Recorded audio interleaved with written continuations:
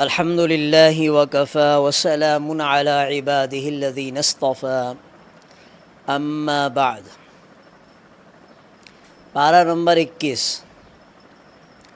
یہ تفسیر بیان کی جا رہی ہے حضرت مولانا اسلم شیخ پوری صاحب کی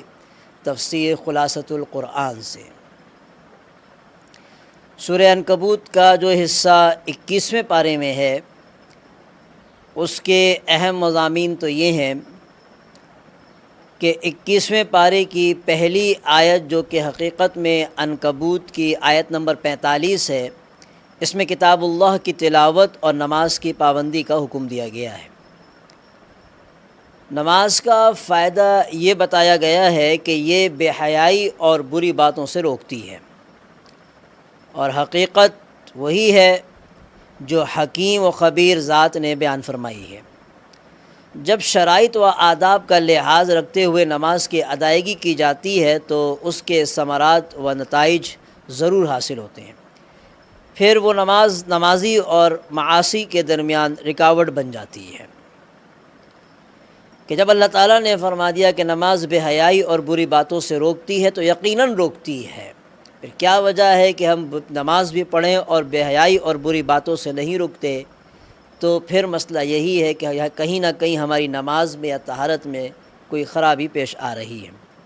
امام ابو العالی رحمہ اللہ فرماتے ہیں کہ نماز میں 3 صفات پائی جاتی ہیں: اخلاص، خشیت اور ذکر اللہ۔ اخلاص نماز کو نیکی پر آمادہ کرتا ہے، نمازی کو نیکی پر آمادہ کرتا ہے، اور خشیت اسے برائیوں سے روکتی ہے، اور ذکر اللہ جو کہ قرآن ہے وہ اسے نیکی کا حکم بھی دیتا ہے اور منکرات سے روکتا بھی ہے۔ جس نماز کے اندر ان تینوں میں سے کوئی بھی صفت نہ پائی جائے تو وہ نماز حقیقت میں نماز نہ ہوئی۔ کوئی حرج نہیں ہے اگر ہم کچھ دیر کے لیے رک کر اپنی نمازوں کا جائزہ لے لیں، اور اس جائزے سے ہمارے لیے یہ سمجھنا آسان ہو جائے گا کہ ہماری نمازیں بے جان کیوں ہیں، اور مسجدیں نمازیوں سے بھری ہونے کے باوجود گھروں اور بازاروں میں گناہوں کا سیلاب کیوں ٹھاٹے مار رہا ہے۔ کیا یہ حقیقت نہیں ہے کہ ہم میں بے شمار لوگ ایسے ہیں جو نماز بھی پڑھتے ہیں اور جھوٹ بھی بولتے ہیں، وعدہ خلافی بھی کرتے ہیں، ظلم اور لوٹ کھسوٹ بھی کا بازار بھی انہوں نے گرم کر رکھا ہے، بے پردگی، بد نظری اور فحاشی میں بھی ملوث ہیں؟ ان کے گھر، بازار اور دکان کی زندگی دیکھ کر پتہ ہی نہیں چلتا کہ وہ نمازی اصل میں وہ نمازی ہیں، یہ معلوم ہی نہیں ہوتا، اس لیے کہ اصل میں وہ نماز اور اس کے اثرات کو مسجد تک محدود رکھتے ہیں، اور اپنی انفرادی، معاشرتی، اجتماعی، تجارتی، سیاسی اور اخلاقی زندگی کو نماز سے بالکل الگ تھلگ رکھتے ہیں۔ اسی کے ساتھ ایک اور مضمون جو سورہ عنکبوت میں 21ویں سپارے میں ذکر کیا گیا ہے وہ یہ ہے کہ حضور اکرم صلی اللہ علیہ وسلم کے صداقت کی علامت میں سے ایک واضح علامت یہ ذکر کی گئی ہے کہ آپ امی ہیں، نہ پڑھنا جانتے ہیں اور نہ لکھنا جانتے ہیں۔ اگر لکھنا پڑھنا جانتے ہوتے تو باطل پرست شک کرتے کہ شاید آپ نے پہلی کتابوں سے یہ علوم حاصل کر لیے ہیں۔ صداقت کی اس واضح اور زندہ دلیل کے باوجود منکرین اعتراض کرتے تھے کہ ہم جن معجزات کا مطالبہ کرتے ہیں وہ آپ کے ہاتھوں کیوں نہیں ظاہر ہوتے؟ اللہ فرماتے ہیں کہ کیا قرآن کا معجزہ ان کے لیے کافی نہیں، جس کی نظیر پیش کرنے سے ان کے فصحا اور بلغا عاجز آ گئے ہیں۔ قرآن تو معجزوں کا معجزہ ہے، اس کی موجودگی میں کسی دوسرے معجزے کا مطالبہ عناد اور جہالت کے سوا کچھ نہیں۔ ان کی جہالت کا تو یہ حال ہے کہ بسا اوقات وہ خود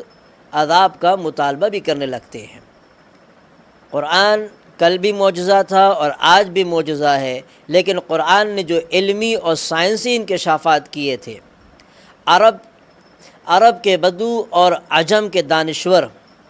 ان کے سمجھنے سے قاصر تھے، مگر آج کا انسان انہیں آسانی سے سمجھ سکتا ہے، اس لیے کہ انسانی معلومات اور تحقیقات میں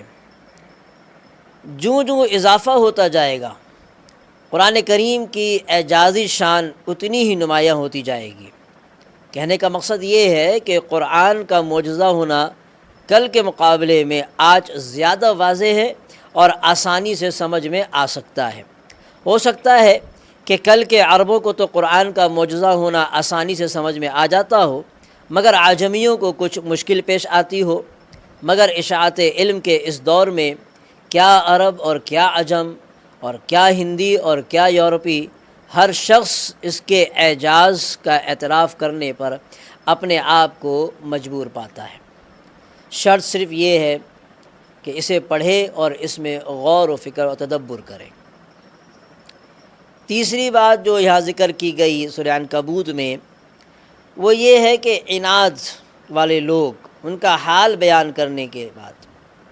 متقین کا ذکر کیا گیا ہے کہ اس سے پہلے جو حال ذکر کیا گیا عناد پرست لوگوں کا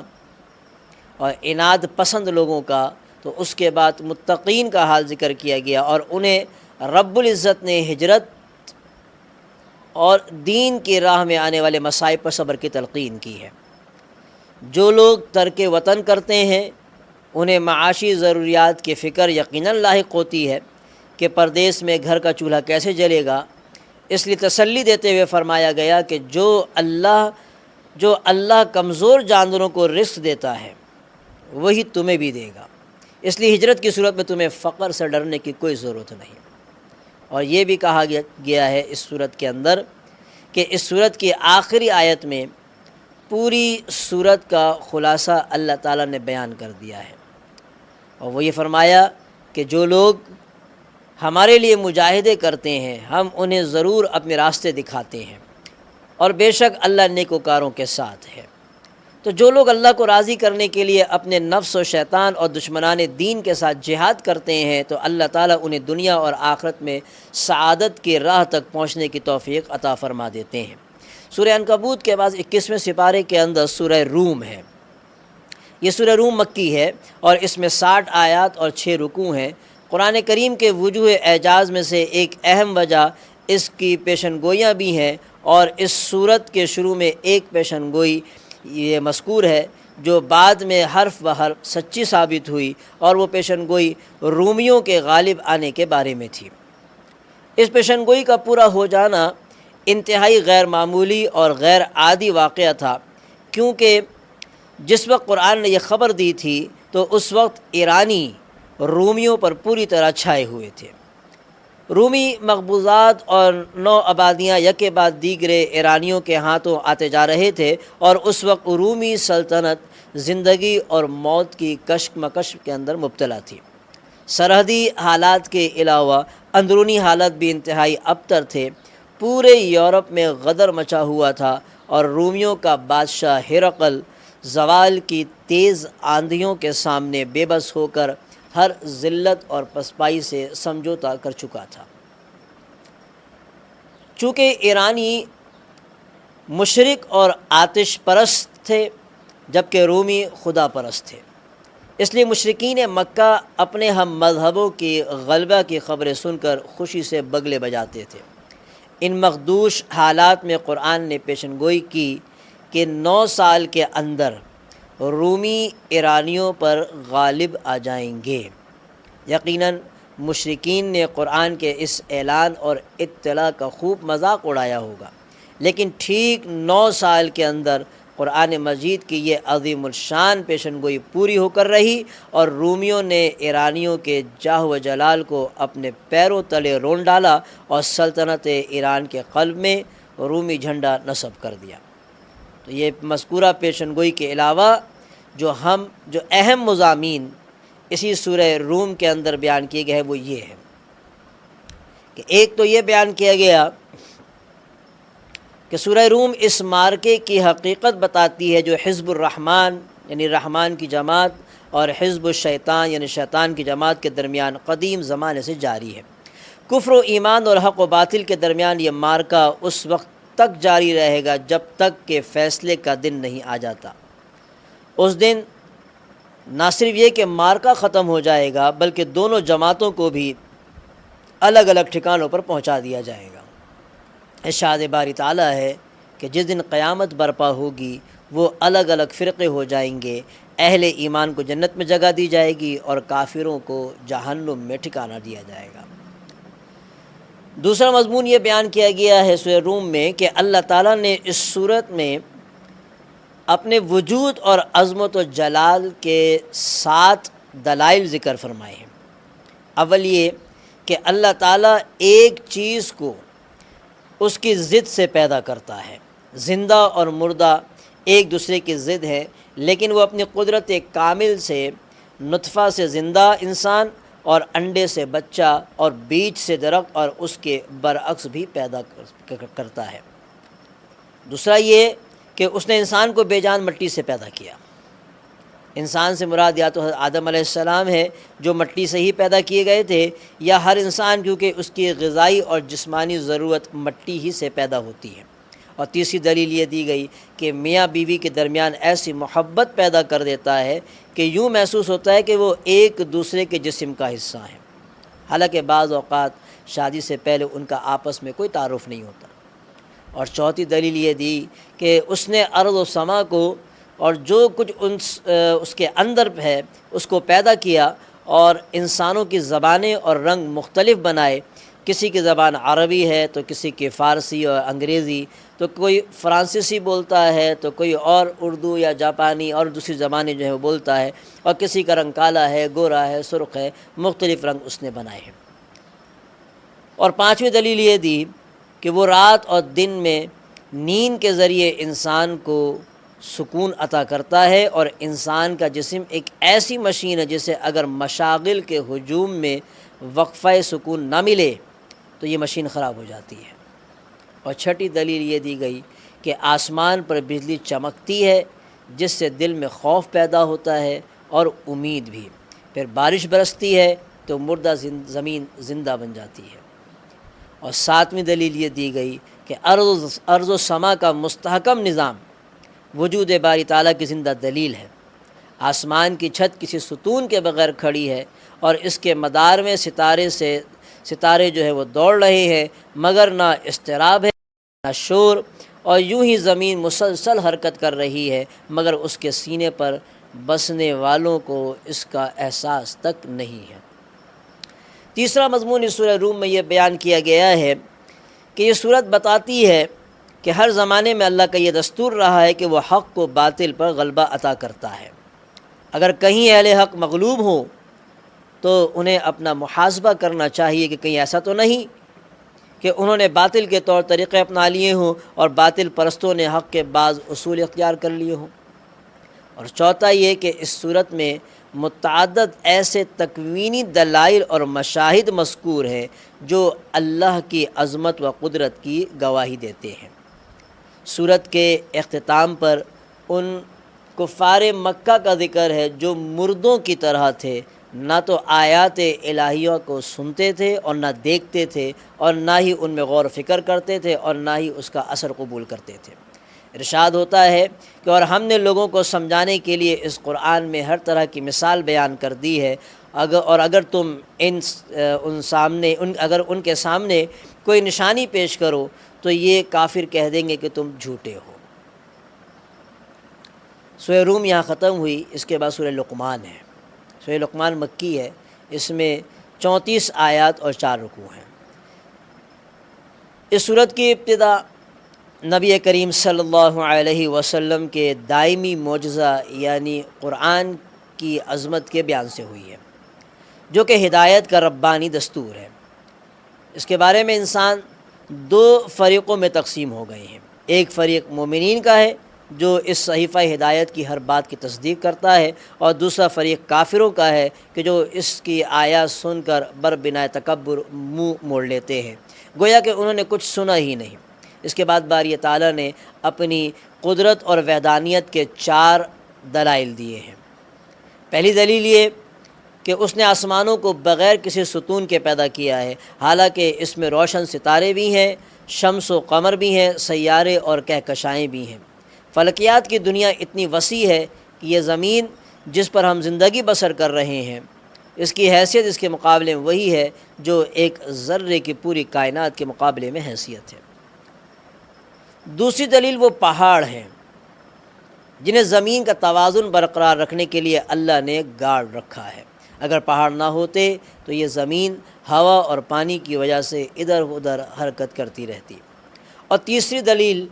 بے شمار قسم کے حیوانات، مویشی، چوپائے اور حشرات ہیں کہ ان کے علاوہ فضاؤں اور سمندر میں رہنے والے ہزاروں قسم کے جاندار ہیں جن کی شکلیں، رنگتیں اور خصوصیات تک اللہ کے سوا کوئی بھی نہیں جانتا۔ انسان کے عجز کا تو یہ حال ہے کہ وہ مکھی اور چیونٹی تک کی مثال نہیں بنا سکتا، چہ جائے کہ صاحب فہم و ذکا بولتا چلتا انسان جو ہے وہ سامنے نظر آتا ہے تو وہ کچھ بھی نہیں بنا سکتا۔ تو اس طرح سے جب انسان ایک معمولی سی مکھی اور چیونٹی نہیں بنا سکتا تو پھر وہ انسان کیا بنا سکتا ہے؟ یہ کام اللہ کا ہی ہے اور اللہ ہی کرتا ہے۔ اور چوتھی دلیل یہ ہے کہ وہ آسمان سے بارش برساتا ہے جس کے ذریعے ہر قسم کے نفیس چیزیں اگاتا ہے۔ آسمان سے بارش کا برسنا تکوینی عجائب میں سے ایک بڑا عجوبہ اور دلائل قدرت میں سے ایک بڑی دلیل ہے، مگر انسان اس پر غور ہی نہیں کرتا۔ وہ پانی جس سے سمندر، دریا اور نہریں بہہ رہی ہوں، یہ سب آسمان ہی سے برستا ہے۔ پھر اس پانی سے جو پھل اور پھول اور غلہ جات اور جڑی بوٹیاں اور درخت اگتے ہیں، ان کی تفصیل بیان کرنے کے لیے تو ہزاروں صفحات چاہیے کہ کس کس طرح سے اللہ نے کیا کیا چیزیں پیدا فرمائی ہیں۔ اس کے علاوہ سورہ لقمان میں جو اور اہم مضامین بیان کیے گئے ہیں وہ یوں ہیں کہ اول یہ کہ حضرت لقمان جو کہ نبی نہ تھے لیکن اللہ تعالیٰ نے انہیں حکمت و دانائی سے نوازا تھا، ان کے اقوال عبرت و نصیحت کا خزانہ ہوتے تھے، ان کا کلام در افشانی اور ان کی خاموشی تفکر اور ان کے ارشادات موعظت ہوتے تھے۔ اللہ تعالیٰ نے ان کی وہ 5 وصیتیں ذکر فرمائی ہیں جو انہوں نے اپنے بیٹے کو کی تھیں۔ یہ بڑی قیمتی اور جامع نصیحتیں ہیں جو کہ عقیدہ، عبادت، سلوک اور اخلاق سے تعلق رکھتی ہیں۔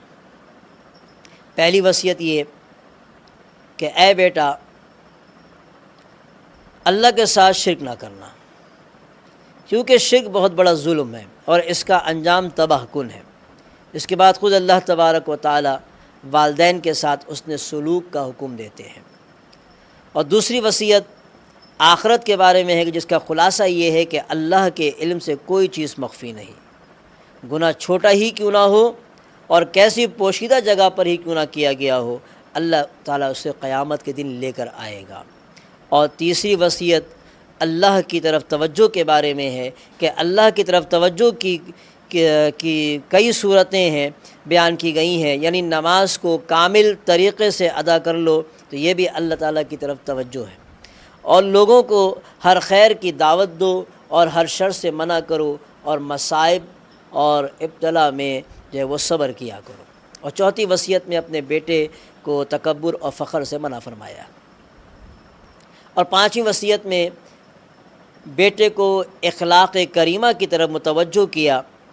یعنی چال چلن میں میانہ روی اختیار کرو اور بولتے وقت اپنی آواز کو اونچی نہ رکھو، کہ اونچی آواز جو ہے وہ اچھی نہیں بلکہ نیچی آواز رکھا کرو۔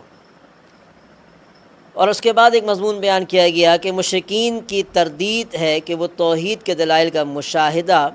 کرنے کے باوجود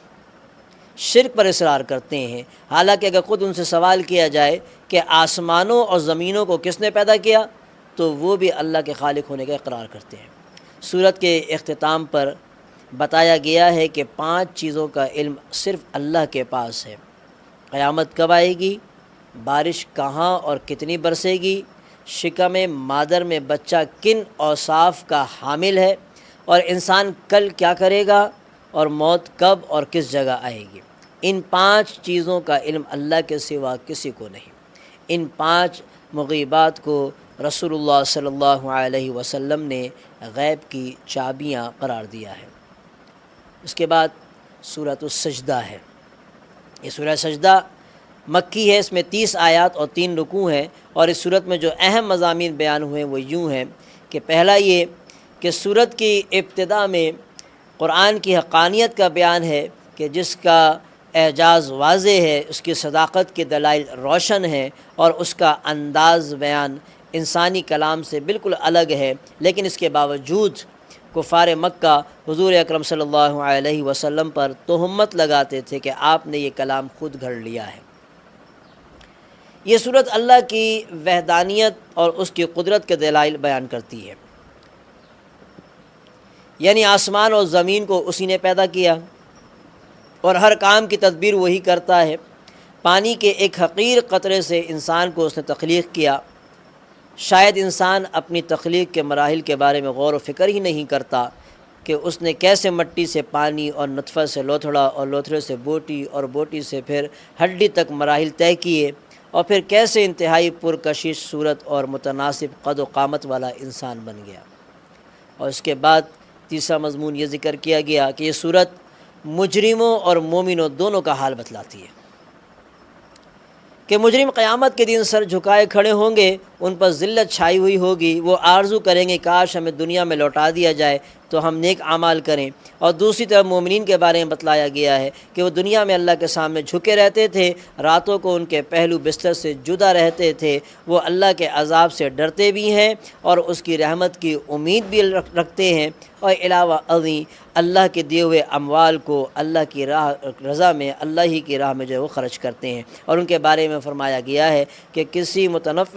کوئی متنفس نہیں جانتا کہ ان کے لیے آخرت میں آنکھوں کی کیسی ٹھنڈک چھپا کر رکھی گئی ہے۔ یہ ان اعمال کا صلہ ہے جو وہ کرتے تھے۔ انہوں نے ریا اور دکھاوے کے بغیر چھپ چھپ کر اعمال کیے تھے۔